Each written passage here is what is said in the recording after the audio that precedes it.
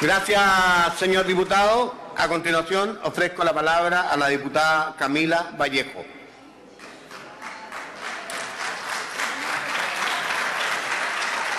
Gracias, presidente.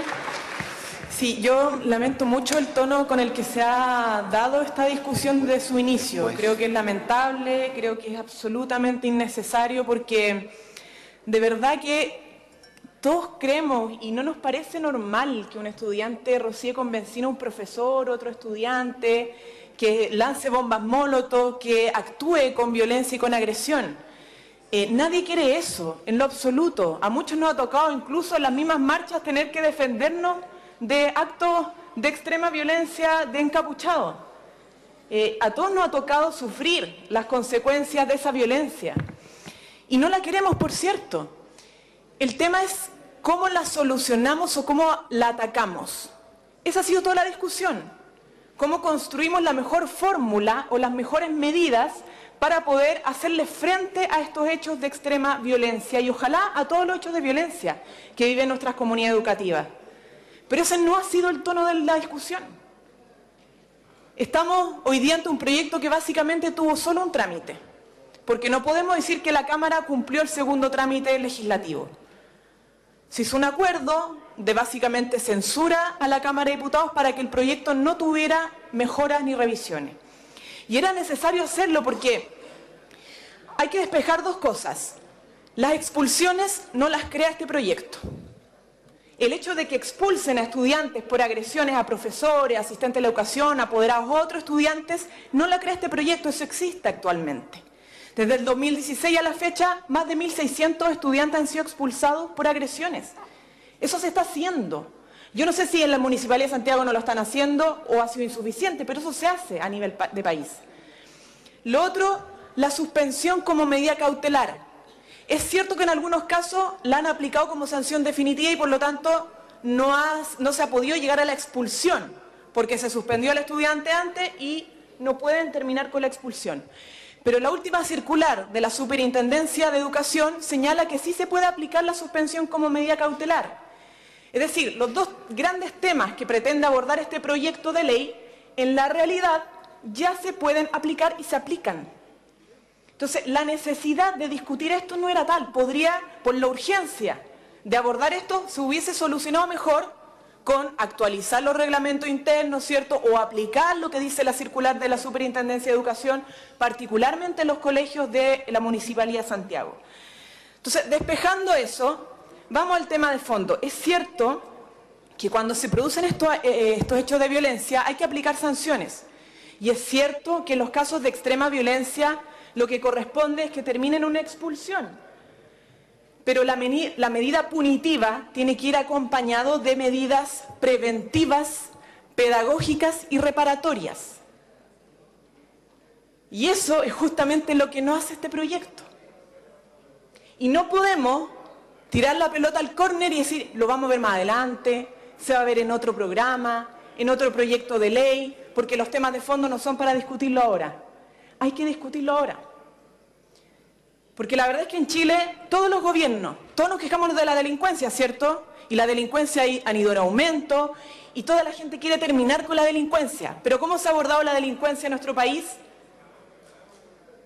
Solo medidas de control, persecución del delito y sanción. 84% de los recursos van a eso, del Estado. Y solo un 16% a prevención y rehabilitación. Todos los gobiernos han aplicado la misma receta, de la concertación, el gobierno anterior de la nueva mayoría, nuestro, y el actual. La mayoría de los recursos van a persecución del delito, a meter a la gente en la cárcel, la persecución, control, sanción, y muy poco a prevención. ¿Y la delincuencia ha disminuido? No, la delincuencia ha ido en aumento. Entonces el problema no es que estemos a favor o en contra de la delincuencia o de los hechos de violencia. Nadie quiere eso. No es que la izquierda quiera avalarlo. De hecho, en Cuba, un país socialista, tienen escuelas correctivas. No es un tema propio de la derecha. Efectivamente hay que aplicar sanciones, pero no podemos simplemente suspender al estudiante o expulsarlo si no lo trabajamos con psicopedagogas, con apoyo psicosocial? Porque ese estudiante, ese joven, no se despertó la noche a la mañana siendo violento, aprendió de la violencia. Probablemente además sufrió agresiones de sus padres o madres, porque la mayoría de los casos en nuestro país de los jóvenes adolescentes han sufrido casos de agresiones ya sean de sus padres, madres o de los propios profesores o las comunidades educativas. Nadie se preguntó cuál era la violencia que había detrás de esos jóvenes al momento de querer expulsarlos. Pero bueno, el tema es que tenemos que acompañar esas sanciones con eso, porque si no vamos a agravar el problema. ¿Cuántos jóvenes de nuestras poblaciones han sido expulsados de sus colegios y terminan en la calle? Consumiendo pasta base, golpeando a otros niños del barrio, metiéndose en círculos de narcotráfico, terminan muertos. Entonces tenemos que avanzar en esa dirección. Y ese fue el aporte que quisimos hacer, pero eso fue también lo que se nos rechazó, Presidenta. Por eso nuestra bancada se va a abstener en esta votación. He dicho.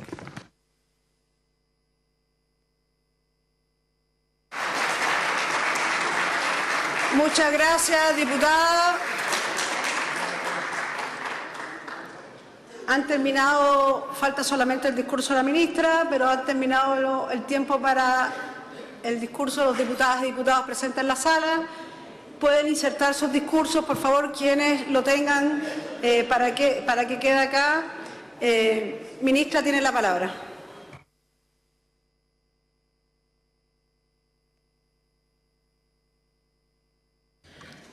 Un segundo, diputados. Se leerán todos los diputados que han quedado y diputadas que han quedado inscritos y que no han podido intervenir.